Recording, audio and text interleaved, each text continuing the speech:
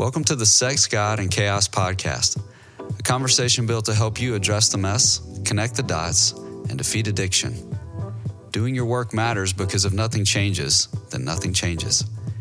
Life is tough and we're here to help. I'm your host, Ben Derrick, and as always, I'll be joined by Roan Hunter. Let's jump right in.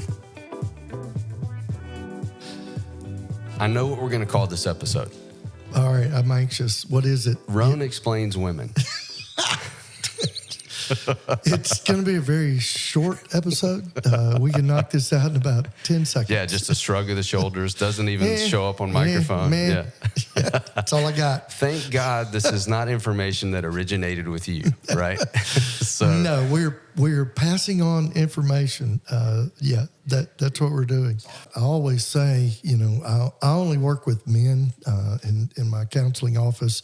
And certainly all the coaching weekends and I work with men. I do get to see behind the curtain because even I work with couples, and then I do see some couples individually. But I say two things. I don't really want to be in a room with an emotionally needy woman. That's not a good idea. Not a good thing for you. And second of all, what would I know about a woman? I've got one I've been married to for 40 years, and I have over 40. I have not figured her out yet. So that would just be a really kind of pointless endeavor. We don't have enough time to listen to your meanderings. We need some real information, right? This is a little bit off topic, but we're in the intro, so we can do that. You mentioned something, and I've been walking through this with my 16-year-old, my 13-year-old, and challenging them to start to live with a code. That if you don't write your own code as an individual, someone else will write it for you. And you just kind of exposed some of your code right there. Like, I just do not sit in rooms with needy women. That is not a good idea. No matter how much my heart would compel me to want to get in there and help that situation, that's probably not a good idea. I love that about you. Yeah. And again, just, doing, obviously working with couples, I always say I do get to see behind the curtain, and I do, kind of understand a little bit, at least more than I used to, as far as, kind of how women are wired and, the way they relate is very different than the way that men relate. One of the things that's always interesting to me, it's like, a guy he's been found out or he's admitted his pornography, brokenness, addiction, sexual addiction, whatever it is. And then, now he's working his program, doing the deal, and he's getting sober. And the expectation that wives have that somehow he is going to relate to her now perfectly. Or even better. Because those two things are not the same. Yeah, all of this is, it's basically emotional dysregulation and distress reduction behavior. And so the very thing that I was using in order to regulate my emotions has now been taken away from me. And then, I'm spinning, she's spinning. And so you've got two highly dysregulated, emotionally dysregulated people. And then a man doesn't know how to do it to begin with. And it takes years to learn, the skill set of emotional dysregulation, emotional connection. You've got attachment disturbance in play. But it's just this expectation that now he's going to be a relational savant. That is an amazing expression right there. So what we're saying over these past two episodes, and we do need to dip back and just kind of catch people up, but we are saying at its very base level that men and women experience the world differently based in their gender, based in their design from the beginning. They will see the same situation, the same relationship from different points of view. That's always going to be there. It's just a fact. I mean, it's like it's a cat and a dog. I mean, we're really two different species with some similarities. But I mean, even now, in brain research, they're discovering like fundamental differences between men's brains and women's brains. In man brain, well, if a man has one, and I remember, reading about, the woman's hippocampus, which is in the limbic part of the brain, and that's where memory and emotion are stored. Well, in a woman's brain, the hippocampus is, on average, about twice as large as that in a man's brain. So you just think about that.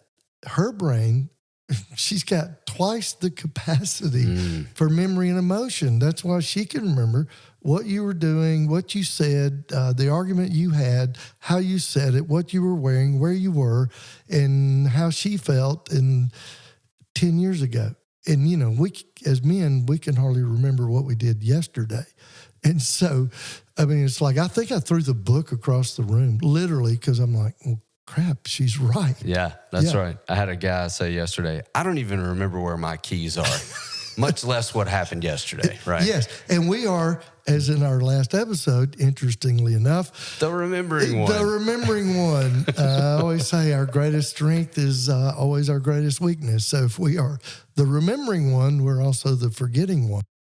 It makes a lot of sense, though, we shouldn't let that frustrate us, because if we're saying that by design, and that's God's doing, and God has designed the capacity to be double, well, that actually makes sense to me, because the things that I work harder for mean more to me. Mm-hmm. If I'm doing them just because I have the ability or they're easy, they don't even really register. They're rote. But if I've got to work on something, then it's going to go deeper. I am going to remember it and connect emotions to it. So that limited capacity, I would propose, God was doing that very intentionally. Everything else in my life that I work for, that heavy emotions are connected with, those things stick. If it were too easy, then I wouldn't appreciate it as much. Oh yeah, we would not value it if it was just, kind of this natural ability, but it's not for men. Mm-hmm. It's something we do need to work at it. And interestingly, we see that in our, dating, early stages of dating. Man, us men work at it, right? We are in hot pursuit. What is it? Trying to get laid? Is that what you're talking? Well, pretty much, right. Yeah. We think that we're in love, but it's mostly just raging hormones. But when you look at a guy, newly dating, oh my goodness, he's sending flowers and cards. Well, no, men don't do that, but he's making an effort, right? He's being intentional in this area of pursuit, and then once he shoots it, kills it, guts it, and mounts it on the wall. That is that a good analogy? I understand what you're saying. We are in Mississippi, right? But it's like, you hunt the deer, you shoot the deer, all that good stuff. And then once we get the wife, it's like, yeah, I'm done. Mm-hmm. And then complacency sets in, and then marriages start going to crap. And, we start looking for other things to pursue to give us that feeling of somehow being, alive, or, we get all that confused. Like, in love. Holy cow. What a sickening term. Yeah. Yeah. It's a thrill of the chase. Yeah. And we just start chasing the scream. I see a lot of women, a lot of wives that are really saying, I just want to be pursued. I want to be chased again. I want to be chosen. All those desires of the heart. I want those things to be in place. And, often men are just numb to the fact that they aren't remembering, right? And they're not taking action because they're angry or confused, or both at the same time. So it takes a while. Go back and listen to this first episode on the genders if you're confused by the dialogue. But basically what we're saying right now is that a man, by definition, the word zakar, that is a Hebrew word that has banked within it dual meaning at least, that the man is the remembering one, the one that remembers his relationship with God, and then takes action out of that relationship. And by doing that, taking that action, blesses, adds life to the people and circumstances around him. It's a lofty goal. Yeah, but those are the things that give us purpose and meaning and fulfillment.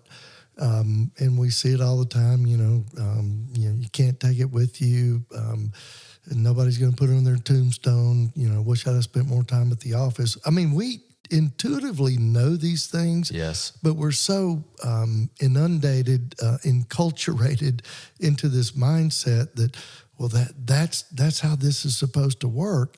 And then we neglect the very thing that intuitively, because of the God stamp on our soul, we know that, like, man, those connections, those deep relationships, all of those things, that's what really gives us life. The trinkets and the stuff are very fleeting. Yeah. Since I first heard that word Zakar at my first deer camp in 2017, I can say now over my own story, the largest regret preventative is remembering. Yeah. I had those completely reversed when I sat down in that camping chair, hiding under my beanie, smoking a pipe, hoping I wouldn't be noticed. But when I started to hear that lesson of Zakar, something just rung true about that. And now that I've been working it out for a number of years, it is such a powerful word. I put it in the ranks with words like grace, understanding Zakar. It's right up there because it leads to so much good and so much corrective behavior in my own life. And the times where I'm slipping, which is a word we use a lot in this community, the times where I'm slipping, it's because I'm not remembering. And I have to work very hard to remember, as we've already said. Yes. It takes a lot of thinking. My wife will walk past me sometimes, and she's like, what are you writing? Why aren't you just always writing? I'm like, I'm not going to remember this if I don't write this down. I've got to go back and review it. So, well, to illustrate that, one of the things at our men's coaching weekends, we talk about Zakar, and we talk about that through the weekend, and we're encouraging guys to find something to represent the weekend, a memorial, if you will. It seems to be a biblical precedent. And then at the end of the weekend, guys come up and they present their pine cone or their rusty can. But it's amazing, actually, guys actually do still have imagination when they're 40 years old. Maybe when they were 6 or 7 and playing war with a piece of bread shaped into a gun. I mean, we can actually recapture that. And so guys will come up and talk about their Zakar and what it means. And then we have them just place it on the deck, and everybody puts their Zakars down, and then we take a picture, and then it's time to go home, and we leave. And inevitably, I'm gathering up the Zakars, the remembrances that they have forgotten. Already. Yep. That is amazing. Oh, yeah. If we're the remembering one, we're the forgetting one. And it's so true. I'm reminded of that every weekend. We spend a lot of time talking about this, but yet there they are. That makes sense. I had to ritualize mine, and we won't stay here long, but for me, there's always a fire when men are gathering in these events. And I take some of the ashes and put them in a mason jar and label it. I had to make it ritual and habitual so that I didn't do that very thing. Be like, man, what a great idea. I'm like, so awesome. Not really. I just did it so I don't forget, and I don't have to think about it every time we get together. That's smart. That's smart. Dude, you're smarter than you look. That's exactly right. I'm so glad this isn't televised, right? So we're shifting gears this episode, and we're going to pay attention to the other half, the other part, whatever language you would want to use on that. We've discussed Zakar. Now we get over to the descriptive words of the woman. Man, I'm especially excited about this because of how corrective this teaching is. You and Eva both actually over time have done a really great job with this. I'm sad she's not here with us, but you'll have to do. All right. So let's go through the descriptive word for women and just, man, it opens up a new world, doesn't it? Oh, wow. It really did. I mean, when I kind of came across this teaching, by the way, I didn't hear this in church. Seems like most of the really good stuff I've kind of dug out on my own. I'm not sure what that's about. But Well, you haven't heard this because in churches, women can teach children, but they're not allowed to teach adults. Yeah, do not. Yeah. Absolutely. They can teach us in the most impressionable phase of our life. Yes. But once we're adults, they're done. Yeah, you need to get over in the children's wing, right? Yeah. Go back home and do your housework. Yeah. Good grief. Good grief. Lord help us. Please. But I mean, truly, it was a book written by a guy named Skip Moen. It's called Guardian Angel. And Skip is a Hebrew scholar. Sometimes, I mean, he comes from a Christian worldview. Sometimes when you read his daily readings and even his books, it's Skip, are you advocating a return to Torah? He's not, but he just really digs into the Hebrew language, and which I just, it's so much richer and deeper than the English language, and so much of it, got lost in translation from the Hebrew to the Greek to the English. And sometimes I'll read a verse, and when you see the original text and the meaning, it's like, holy cow, it's not even close. How do we get there? I mean, anyway, but in Guardian Angel, this is where he really unpacks this idea of, he goes into the Zakar, but it's more focused on the Ezer Kenegdo, and that's the Hebrew word, the descriptive word for woman in the Genesis 2 passage. Before you go on, I do need you to spell this because we're going to save our listeners hours of Google searching. Yeah. This is, I just pronounced it in Southern Hebrew. Okay. But it's Ezer, E-Z-E-R, and it's Kenegdo, K-E-N-E-G-D-O. Got it. Ezer Kenegdo. And this was, I mean, I wouldn't say there are many books that were like life-changing. Maybe it wasn't life-changing, but man, it was a huge paradigm changer into how I really viewed my wife. And I mean, this has probably been, not that long ago, maybe 15 years ago. I don't know, which at 62, 15 years ago seems like yesterday. See, those years keep getting shorter and shorter. It's literally a third of my life, Ron. It's like, gosh. But it really was a shift because the Hebrew word Ezer, it means warrior. And it's, I may butcher this. I'm sure all the theologians and biblical scholars will email us and correct me. But it's a very low number that word is actually used in the Old Testament, and it is typically attributed to God Himself. It's like the Lord is a warrior, the Lord is His name. Well, that is Ezer, and so it's really basically attributed to God and Eve. There may be something there, right? That's awesome. Yeah. Oh, yeah. And I mean, we would think, the man is the warrior. And certainly we are. But when it comes to the idea of relationship, that's where everything changes because she is the relational warrior. I mean, that's what she was created for, is relationship. Evidently, as we said in the other episode, Adam was fine being alone, naming the animals, tending the garden. And then God comes along and says, Adam, it's not good for you to be alone. And He creates relationship and connection.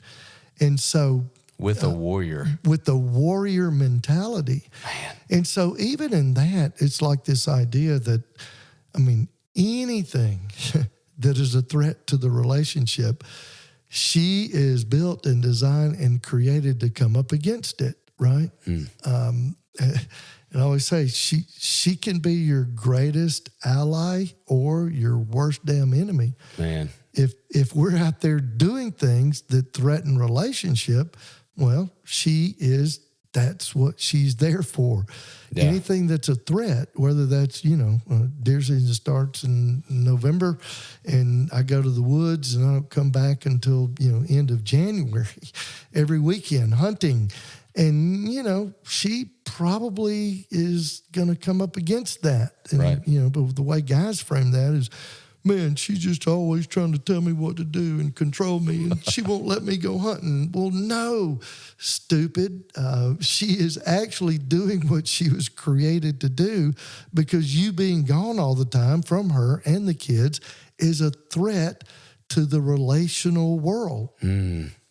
Golly, I have to interrupt. Yeah. The guy, when I sit with you and say a golly, that's like when the Mississippi comes out. There it is. Man, you're striking a nerve. Love it. But to be able to say, your wife, you say that she's trying to control you, but the larger truth is she doesn't trust your capacity to engage with this thing that could be dangerous and actually do it well.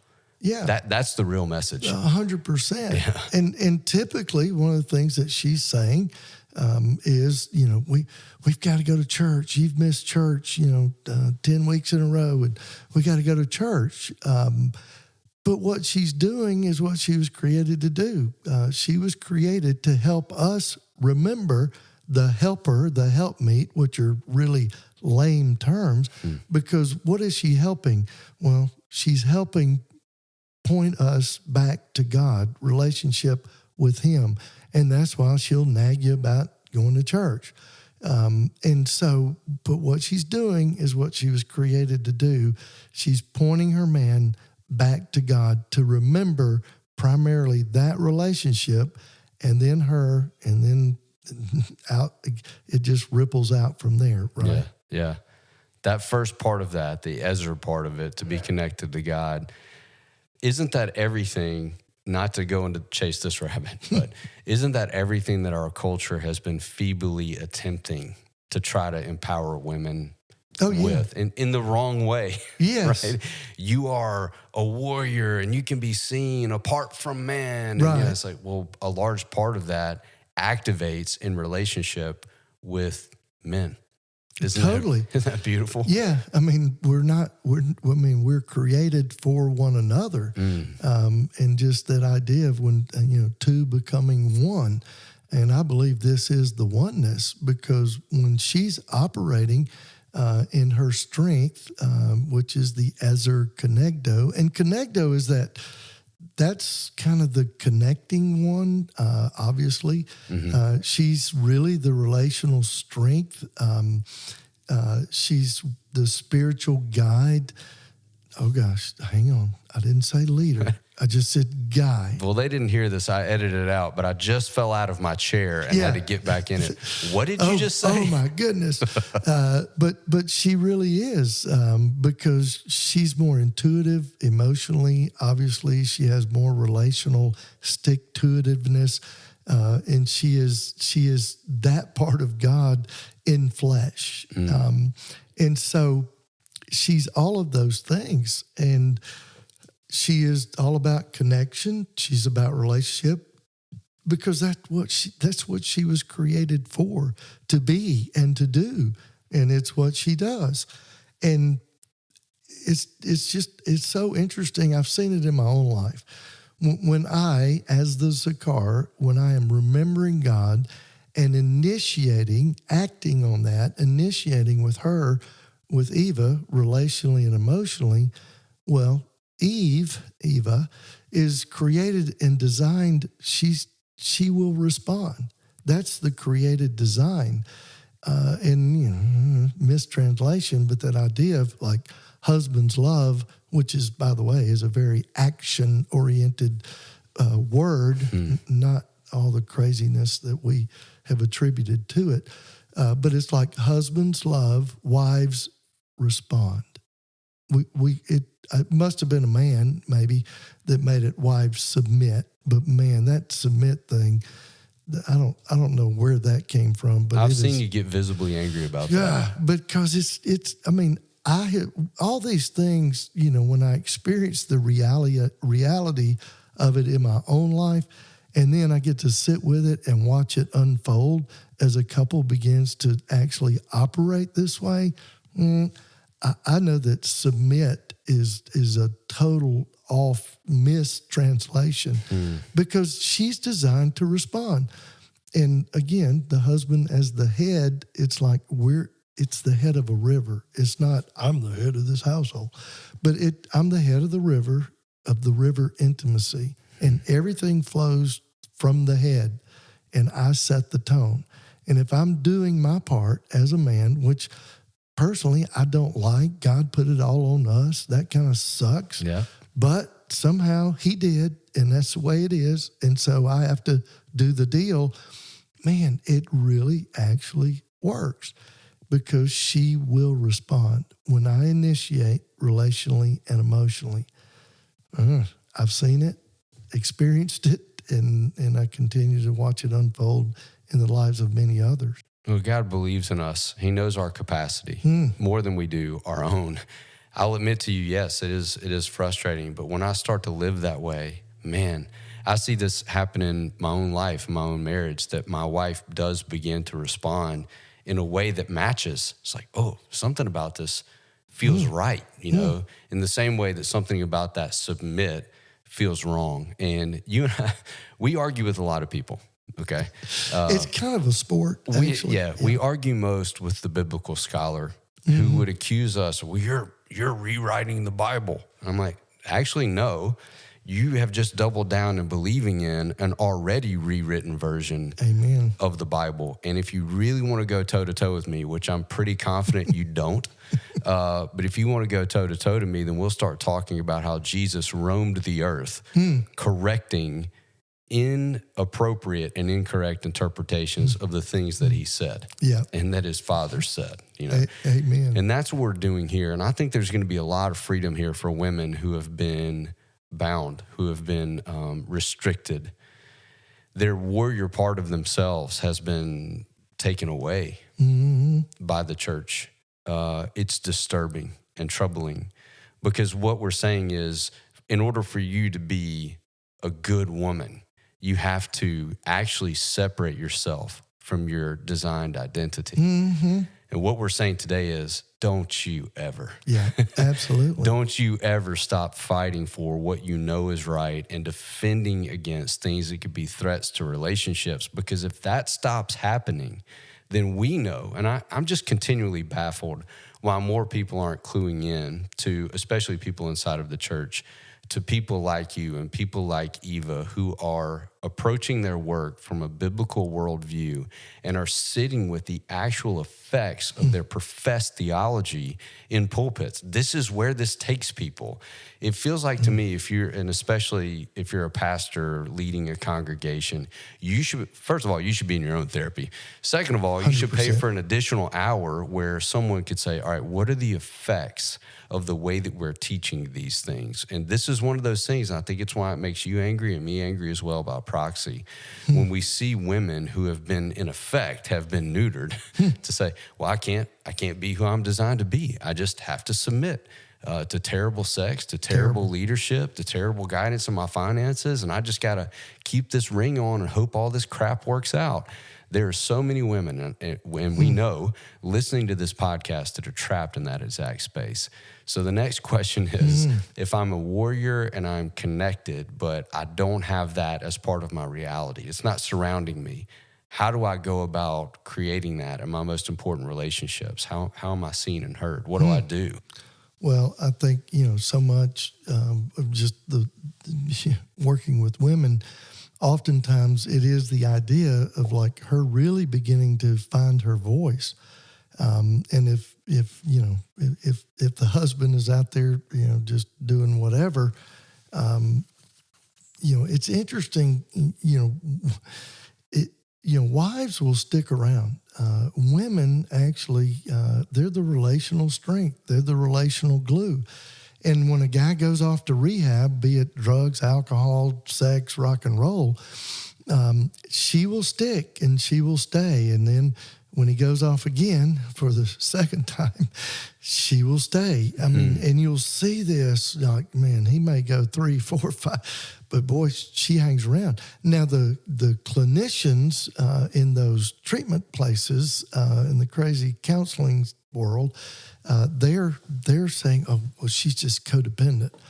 No, now, certainly she needs to begin to work with boundaries. Right. Yeah. But she's actually operating out of what was she was created and designed to do.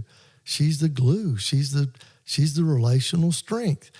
And it's interesting, and I've seen this, when the roles are reversed and the woman goes into rehab, the man, he'll stick around maybe that one time, but she goes back, boom, he's cutting bait, man. He's peace out. Yeah. And again, that's just basic design because we're mostly fancy dirt. She is created for a relationship, for connection, all of those things. And us men, we're not. And so we see that. I've seen that over and over again. Isn't it? It's maddening. It is. You sit with a man who has crossed flesh lines and has had an affair, if not multiple. Yep. And you're sitting in a couple session, man, all hell is broken loose. And then you hear this comes out of the man's mouth. Well, I saw her, like a girl's post on social. Like, what's that about?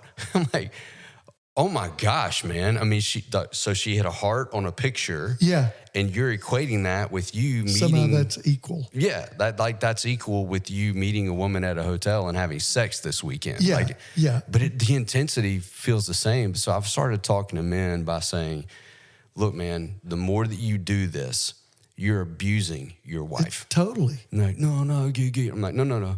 You're abusing your wife's strength. You're taking advantage of the fact that she's going to stick in this with you and let you just pretend to be a man until hopefully you'll wake up, right? Uh-huh. So we start to have a mindset shift of we're thankful for the warrior part of our wives, but we're not going to take advantage of that warrior part of our wives. Now, obviously, grace and mercy and restoration, all that stuff is the goal of the work that we do. Sure. But we want to use it at an appropriate level, right? Absolutely. One of the things I see is like guys where it's in listeners can't see this, but I always do air quotes where it's just porn because I don't want to minimize that. The wives that kind of like somehow accept that, or they kind of have the mindset that, it's just something men do. Typically that wife she's never had a voice, and you start kind of digging up underneath that. There's a reason why. But if she starts meeting with my wife, it's pretty soon going to be, Houston, we have a problem, because she's going to begin to realize that, man, boundaries are being crossed. It really is. It is abusive for a husband to keep going back to porn and not stop and not even check up and work on, his purity, getting sober, and then all this, the bigger part of emotional and relational sobriety. But if they're working with my wife, they're going to figure out that this is not good. This is not right. And man, it's like when that clicks and the light bulb comes on, boy, they get it. And then they're looking at that husband going, if you don't get some help for this, I'm done. And she should be, because it is straight up abuse. And the guys where the wife is not kind of that strong about it, I just see them continue to struggle and slip and not ever really get better. But boy, when that Ezer Kenegdo shows up, holy cow, they'll get their butts in gear at that point. Yeah, because we are designed as a car to respond to that. Yes. I stole this from you guys, and thank goodness I don't have to pay you royalties for the things that I say that I learned in my own therapy. If any counselor ever had an original thought, it'd be amazing. We'd go into a coma or something. But it is interesting to respond, to show men, to say to men, you stole your wife's voice. And there's almost nothing more detrimental than to steal a warrior's voice. In that room, in that hotel, in that closet at work, wherever it happened, your wife wasn't there and she didn't have a voice. And for the next couple of sessions and months, she's going to get that voice back. And if you're not up for that, dude, if you're so weak you can't handle that, I guess we'll just keep meeting and you can just slink off and do that stuff you were doing before. I mean, you have to meet a man with that kind of language. You do. Because it's that serious. I mean, Yeah. you have to give your wife her voice back. Now, I know there's some pushback to that. Well, she always had a voice. You understand what I'm saying. Oh, totally. He went in and he stole her ability to have a voice in that situation, to not be able to protect against that relational threat. And now the wife needs to be able to take significant amount of time to make commentary. And basically what I see happen in my practice is the wife is saying, see, this is why this was a problem. This is why I knew it early on. This is why we were having those arguments. There's just a rollout of explanation of, I saw this coming. Oh, yeah. Absolutely. And I tried to warn you. Yeah, and she did. She has. Mm-hmm. And I don't, all of our men listeners they're gonna tune out. I mean, in no way are we saying that like somehow wives, women don't have their own stuff that they need to engage, right? Yeah, of course, 100%. But when you've got this type of thing going on, I mean, she can't engage it because she's just spinning. She's got anxiety and she's hypervigilant and she's worried about, where you are and what you're doing. And so nobody's going to get better. I mean, even for the brain to heal where there's all this intensity and chaos, the brain's just going to stay in a hypervigilant state. In order to heal, there has to be calm and it has to be peaceful. But otherwise, the brain's just fired up and nothing's going to happen. So it's all important. And yes, I mean, we all as human beings, I mean, the last time I checked, we're all broken. Every single one of us. Yes, I know it's weird, except one. He was not. There you go. Yeah, thank you, Jesus. But we've got to begin to comfort the hurt that we've caused. And because this sexual brokenness thing, we've done a tremendous amount of damage in the betrayal trauma and what she's experiencing. It is real. And man, we've got to do our work in order to help her heal. And that it takes time and it takes time, tears, and talking. Yeah. I love when a man sits in my office and says, man, my wife's just trying to control me. So, and thankfully I have this planned out now. I'm just waiting for that opportunity. And then I say, well, okay, well, are you controlling you?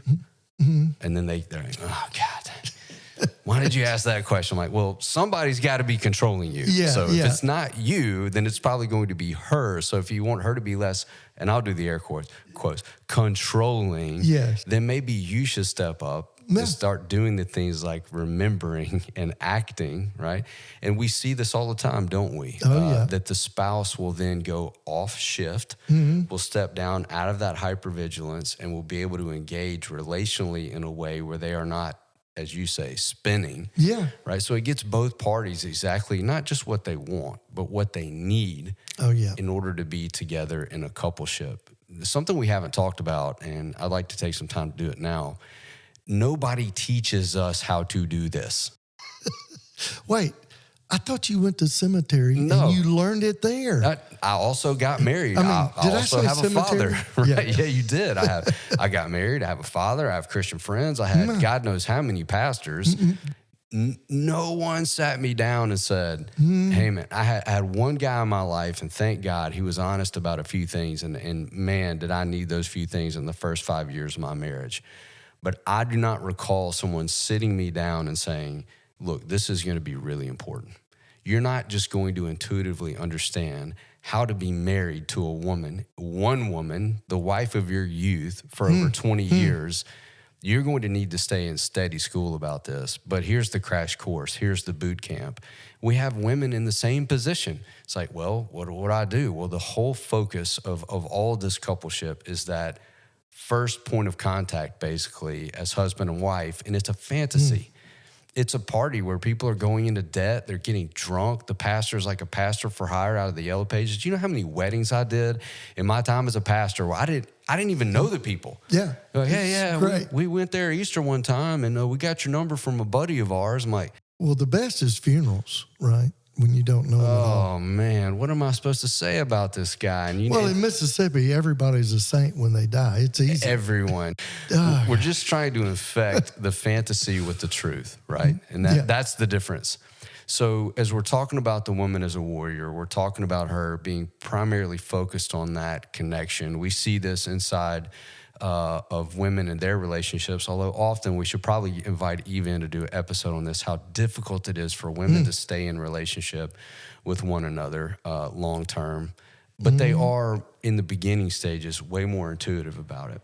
But having the Zakar and the Ezer Kenegdo actually be in relationship with one another long term, there's intricacy to this. It's not as easy as people make it seem.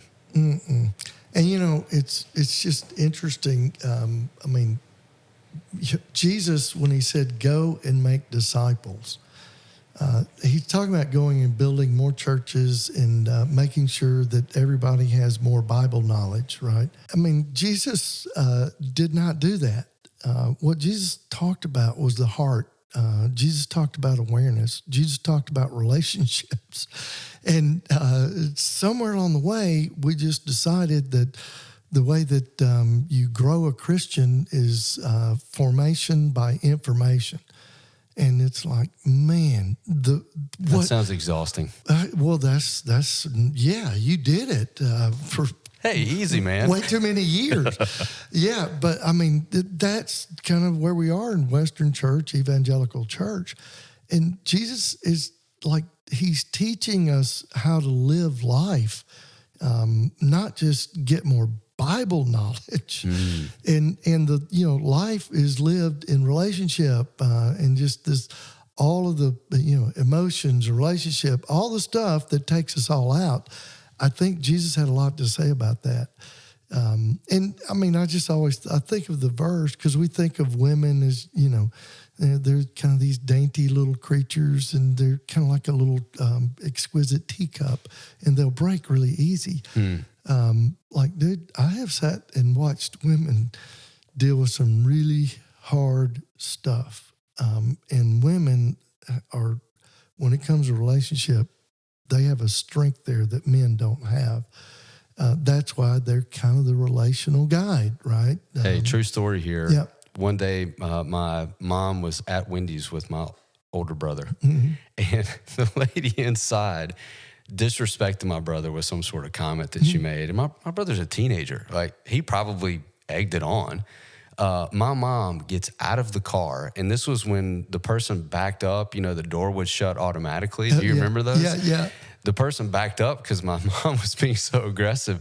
The door shuts. My mom ripped the door off the hinges. I love it. Ripped it off the hinges. And there was Warrior. There was a police officer behind her. Yeah. She looked around and saw him. He gave her the thumbs up. That's so great. That's a awesome. warrior woman. That's the way it works. Ripping a door off a fast food restaurant. Yeah.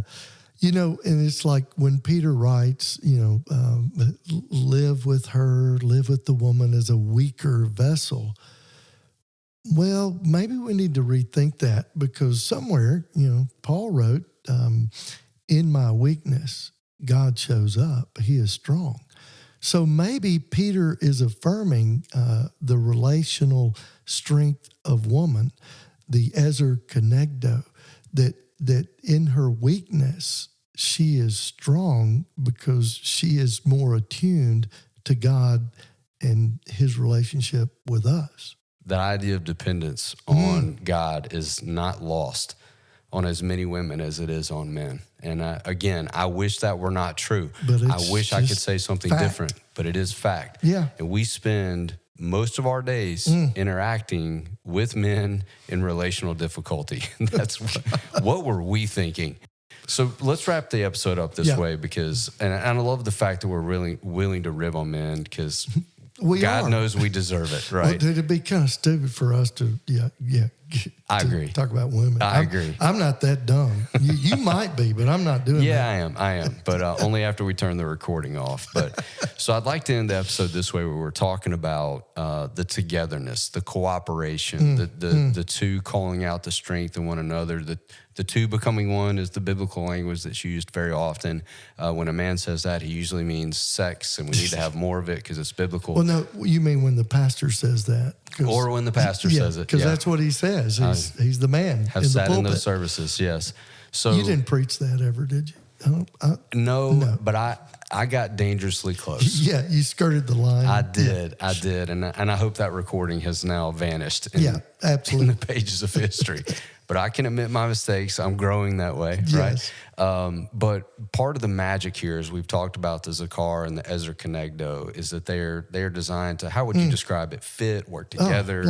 Spokes in a wheel. Mm-hmm. I mean, it's like, I have seen it in my own life. When I moved out of my passivity and I began to initiate relationally and emotionally, and even, maybe instead of stepping over the pile of dirty clothes, maybe I just look at it and go, wow, I could go put those in the washing machine and then put them in the dryer. And then maybe I could fold them. I am capable. Instead of waiting, for my wife to ask me to help. Whoa, what if I actually initiated around the house? Because, I was always willing to help. But, like a little, 12-year-old, 12-year-old, because 13, you go rebellious. Yeah. But okay, and I was willing, but I did not, I'm a grown man. We're equal. Even the picture of marriage from Genesis, the Hebrew word picture there is like a man and a woman standing on level ground, and there's like an arc over the top of them, indicating that we're mutual, we're equal. One's not above the other. We complement the strengths of each other, and when that all comes together, that's kind of how it was meant to be. And I both say I wouldn't trade all the hell that we've been through and walked through to get to where we are. And I'm not that we've arrived. It's a marriage, it's a cat and a dog living together. Yep. However, we do have the tools and the resources for that not to spin out of control like it used to. We get sideways, it might last 10 minutes at the most. And man, we can do what we need to do, but it is good. But that's because we have done a lot of work getting there. That's beautifully spoken. And what we do say often is when you get there, when it starts working, you'll know it. I won't have to convince you to want more. Mm-hmm. You will actually just want more. And even our bodies tell that story. Oh, totally. Don't they? Yeah. I cannot be passive and placid and this actually work. I have to take initiation here, and I have to have some confidence to be able to do that. And both of these bodies have to be able to work together. Everything that God designs, he's sending a message. And when we want one without the other, we've bastardized the whole thing, and it's going to end up in chaos. Sex, God, and chaos. There it is. Good name for a podcast. It is. We should do that. Yeah. What you're saying, though, and I think what I hear you saying is you have less and less chaos inside of your marriage. Oh, man. We always say that the movement in this work is from false intimacy to true intimacy. It's like from chaos to order. Our relationship, it's just, it's calmness. It's peaceful. There's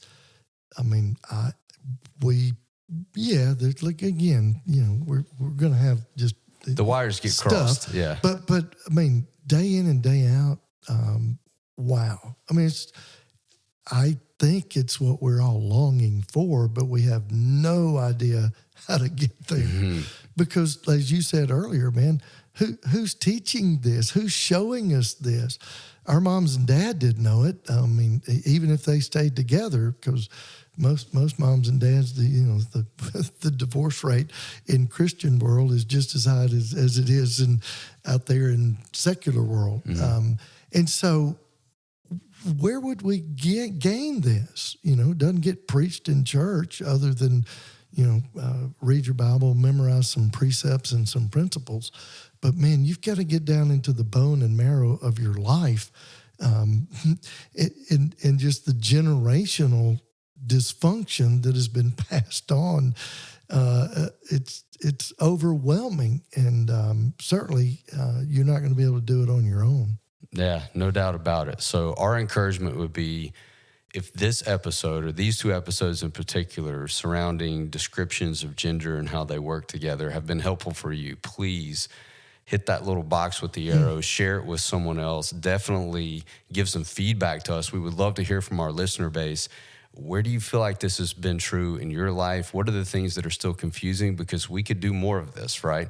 But one of the best ways to spread health is to spread these conversations that are helpful for you, and also to be able to visit websites like lifeworks.ms, to jump on there and say, there are people here that know this way, that know how to show the way. Hop on that website, find a clinician there, make a phone call. It's an incredibly nerve-wracking step to take. Always. But there's so much freedom and healing after that. We always say that we've got more resources right here than you've got problems. There's help available. To learn more about what you've heard today and to engage with the Sex, God, and Chaos team, visit sexgodchaos.com.